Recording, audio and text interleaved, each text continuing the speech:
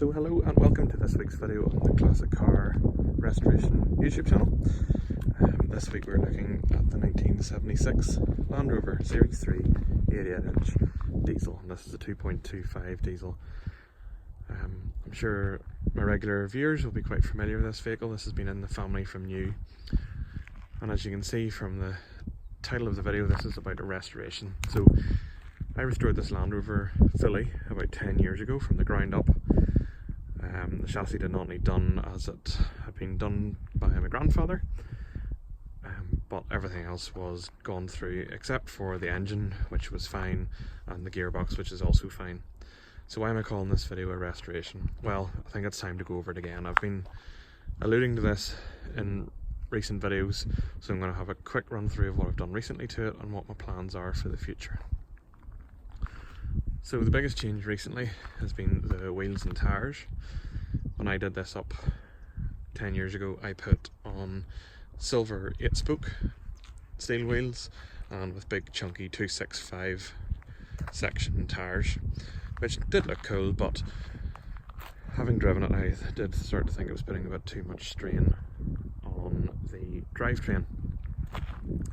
So saved up some money, got the original wheels sandblasted and powder coated, and I bought new tyres, and these are slightly skinnier in proportion.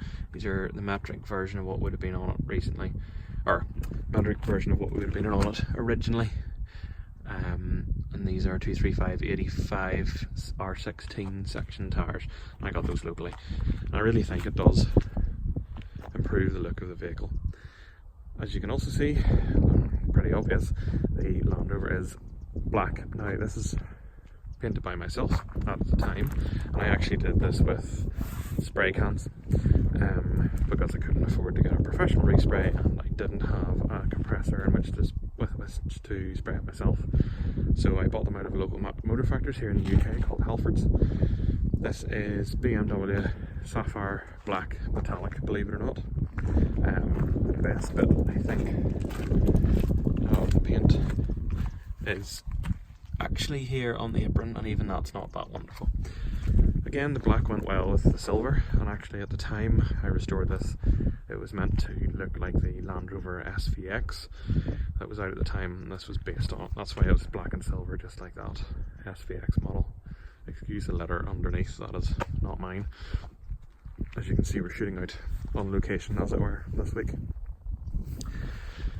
So what else have I done? I'd like to give a special shout out to one of my viewers and subscribers, Dwayne Roche, who very kindly sent me 2 new screws here and here from the Republic of Ireland, just to make the dashboard a bit more original, as he spotted in the interior based video that I didn't have the correct screws. So thank you very much for those, very much appreciated, and it's just really nice to get some feedback and appreciation from my viewers.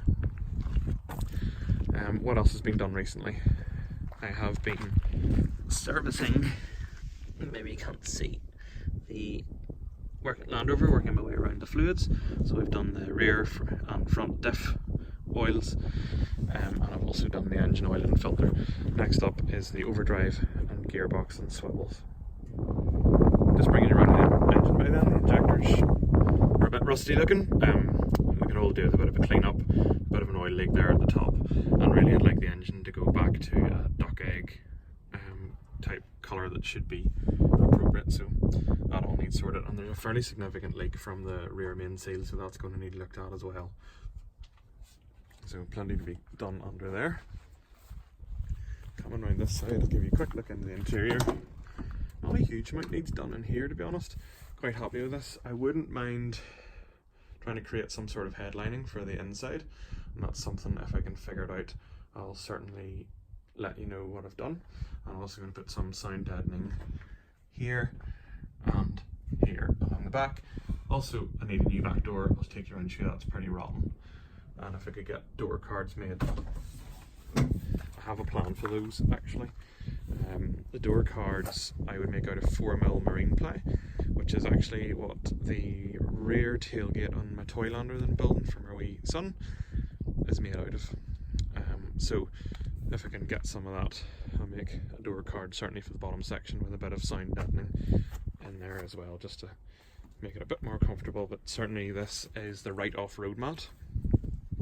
That has made a huge difference and I'm really pleased with that.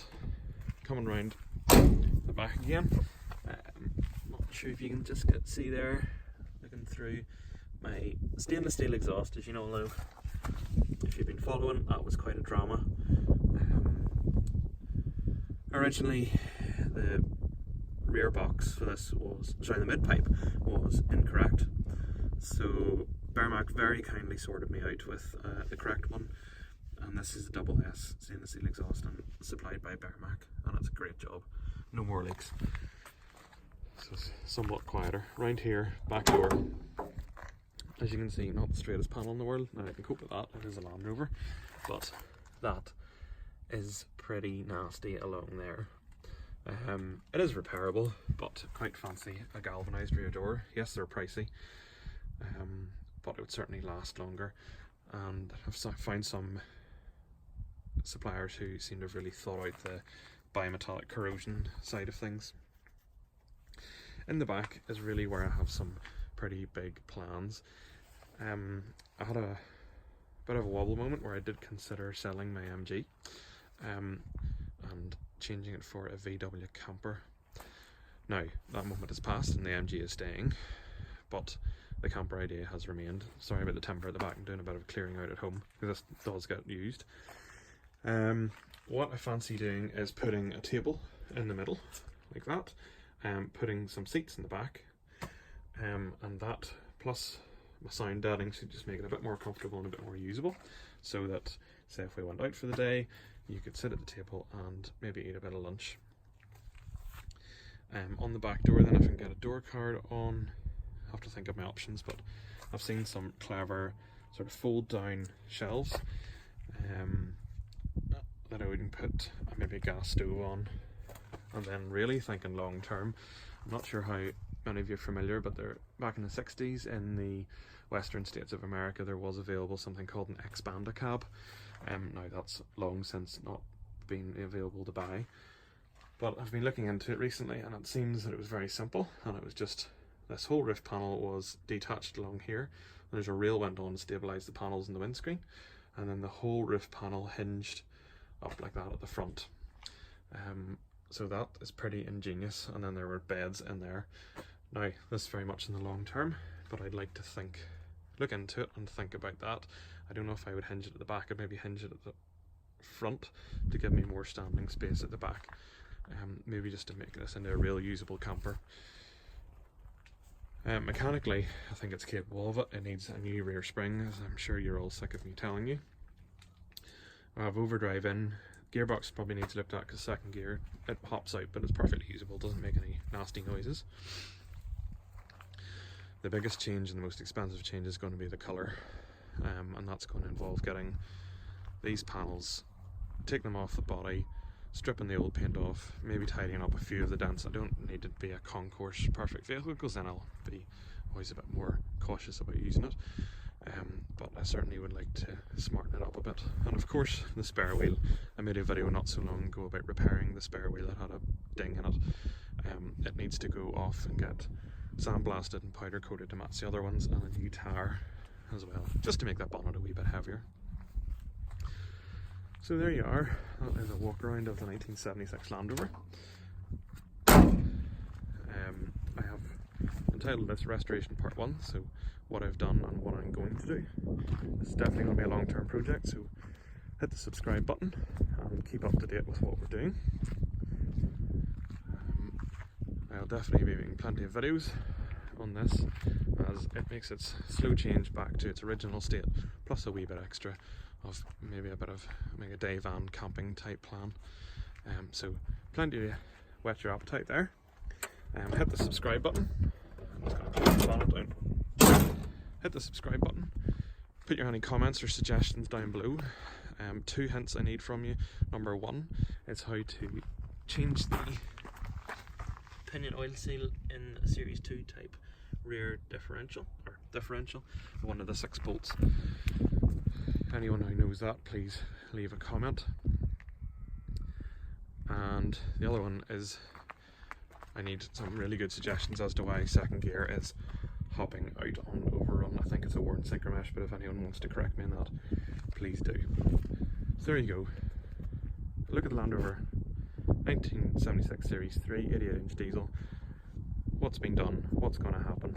Hit the subscribe button and we'll keep you up to date with the next video next week. Thanks for watching, goodbye.